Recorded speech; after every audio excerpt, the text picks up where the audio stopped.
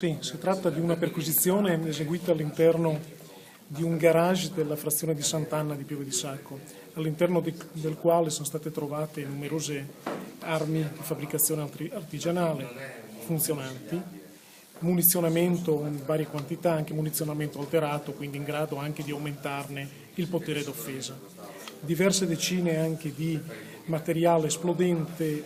composto da varie miscele che unite alla polvere nera potevano dar vita appunto a congegni micidiali.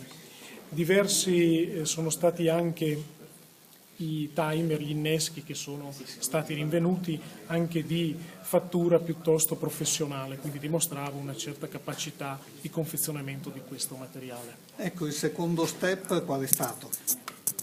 Dunque nel mese di dicembre un ulteriore soggetto è stato tratto in arresto in detenzione di materiale esplodente e questa copiosa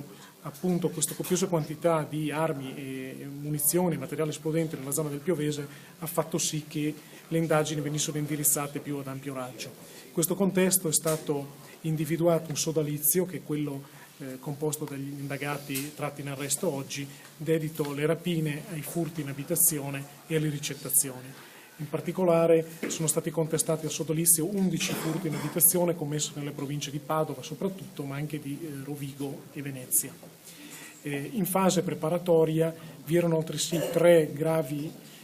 reati di rapina ai danni di rappresentanti orfi o oreficerie della provincia di Padova e Venezia, nel cui contesto le vittime sarebbero dovute essere altresì fatte oggetto di sequestro di persona, immobilizzate con armi e quindi costrette poi a indicare il luogo in cui era celata la